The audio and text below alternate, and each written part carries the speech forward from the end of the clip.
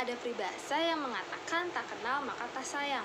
Maka perkenalkan kelompok presentasi kami yang terdiri dari Aryansyah, Ayu Virtuaila, Retna Wahyuningsi, dan Jessica Kurniawan Putri.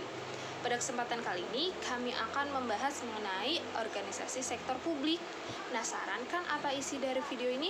Tanpa berlama-lama, yuk kita simak.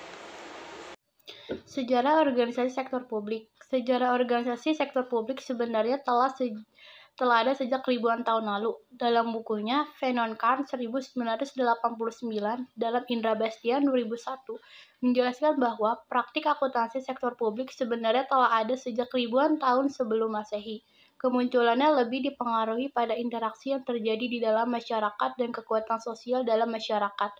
Kekuatan sosial masyarakat yang umumnya berbentuk organisasi sektor publik ini dapat diklasifikasikan dalam yang pertama semangat kapitalis, yang kedua peristiwa politik dan ekonomi, ketiga inovasi dan teknologi. Pengertian organisasi sektor publik. Yang pertama, sebuah entitas ekonomi yang menyediakan barang dan jasa publik untuk meningkatkan kesejahteraan masyarakat dan bukan untuk mencari keuntungan finansial. Yang kedua, USP disebut entitas ekonomi karena organisasi ini memiliki dan mengelola sumber daya ekonomi yang tidak kecil serta melakukan transaksi-transaksi ekonomi dan keuangan. Yang ketiga, definisi dari International Federation of Accounts dalam pronouncement tahun 2005 yang dinyatakan dalam IPSAS, the term public sector refers to national government, regional government, and related government entities. Ciri-ciri organisasi sektor publik. Yang pertama, dijalankan tidak untuk mencari keuntungan finansial, melainkan untuk mencapai suatu misi atau tujuan tertentu. Yang kedua, dimiliki secara kolektif oleh publik. Yang ketiga, kepemilikan atas sumber daya tidak digambarkan dalam bentuk saham yang dapat diperjualbelikan.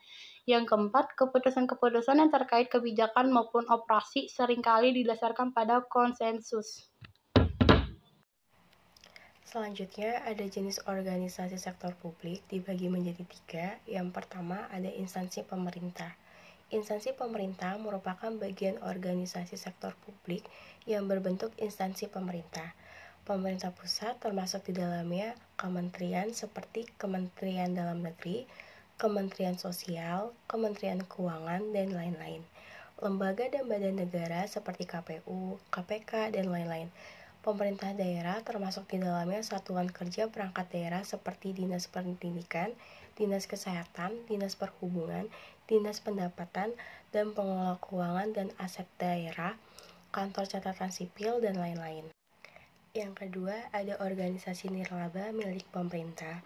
Organisasi nirlaba milik pemerintah merupakan bagian organisasi sektor publik yang bentuknya bukan instansi pemerintah, melainkan dimiliki oleh pemerintah. Contohnya, perguruan tinggi BHMNB, rumah sakit milik pemerintah seperti RSCM, RS daerah, yayasan-yayasan milik pemerintah. Pada perkembangannya, sebagian organisasi dalam kelompok ini dikategorikan dalam kelompok yang lebih khusus, yaitu Badan Layanan Umum atau BLU dan Badan Layanan Umum Daerah atau BLUD. Yang ketiga, ada organisasi nirlaba milik swasta, merupakan bagian organisasi sektor publik yang dimiliki dan dikelola oleh pihak swasta. Contohnya, yayasan seperti Sempurna Foundation, Dompet Duafa Republika, dan lain-lain. Sekolah dan universitas dan rumah sakit milik swasta. Selanjutnya, ada manfaat organisasi sektor publik dibagi menjadi 2. Yang pertama, organisasi sektor publik merupakan penyediaan barang publik atau public goods.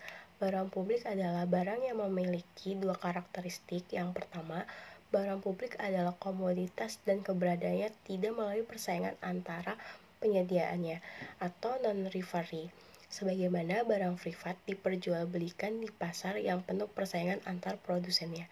Yang kedua, tidak dapat diterapkan prinsip pengecualian bagi para penggunaannya atau non-excludability sehingga semua masyarakat dapat menggunakannya. Kedua, organisasi sektor publik diperlukan dalam rekayasa struktur sosial. Dalam masyarakat yang kehidupannya digerakkan oleh ekonomi, hampir setiap transaksi dilakukan melalui mekanisme pasar. Jika setiap aspek kehidupan didominasi oleh pasar, maka dampak kesenjangan semakin lama semakin lebar. Hal tersebut disebabkan mekanisme pasar tidak memungkinkan seseorang individu di struktur sosial tertentu berkesempatan pindah ke struktur sosial di atasnya tanpa kekuatan ekonomi. Selanjutnya ada perbedaan organisasi sektor publik dengan sektor swasta. Yang pertama, dari sektor publik, faktor tujuan organisasinya adalah nirlaba atau non-profit oriented. Lalu dari sektor swasta, faktor tujuan organisasinya adalah laba atau profit oriented.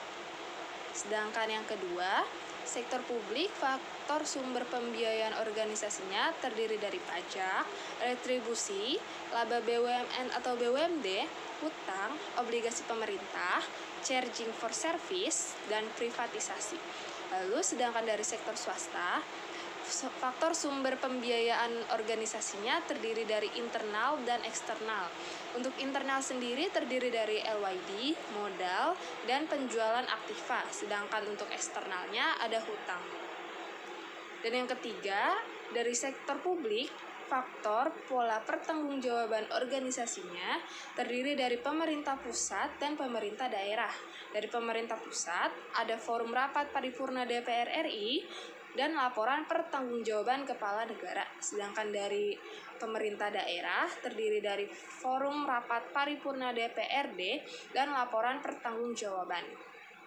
Lalu dari sektor swasta ada faktor pola pertanggungjawaban organisasinya, yaitu dari perusahaan terbatas atau PT, yang terdiri dari rapat umum pemegang saham atau RUPS, laporan kinerja atau laporan keuangan, dan stakeholder para pemegang saham. Selanjutnya, persamaan karakteristik organisasi sektor publik dengan organisasi swasta. Yang pertama, kedua sektor tersebut, yaitu sektor publik dan sektor swasta, merupakan bagian utuh atau satu kesatuan dari sistem ekonomi makro di suatu negara, dan keduanya menggunakan sumber daya yang kurang lebih juga relatif yang sama untuk mencapai tujuan organisasi masing-masing. Kemudian keduanya menghadapi masalah yang kurang lebih juga sama, yaitu masalah kelangkaan terhadap keberadaan atau ketersediaan sumber daya, sehingga baik sektor publik maupun sektor swasta dituntut untuk menggunakan sumber daya organisasi secara ekonomis, efektif, dan efisien. Yang ketiga, keduanya sama-sama menerapkan scientific management dalam proses pengelolaan sumber daya yang dimiliki.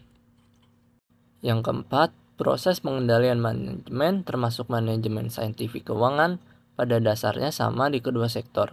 Yang kelima, kedua sektor sama-sama membutuhkan informasi yang handal dan relevan untuk melaksanakan fungsi manajemen, yaitu perencanaan, pengorganisasian, dan pengendalian.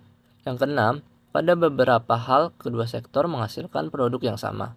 Misalnya, baik pemerintah maupun swasta sama-sama bergerak di bidang transportasi massa, pendidikan, kesehatan, penyediaan energi, telekomunikasi, dan sebagainya. Yang ketujuh, kedua sektor terikat pada peraturan perundangan dan ketentuan hukum lain yang disyaratkan pada masing-masing organisasi. Sekian dari kami pamit undur diri karena lebih baik sadar diri daripada memaksakan kehendak diri sendiri. Wassalamualaikum warahmatullahi wabarakatuh. Dadah.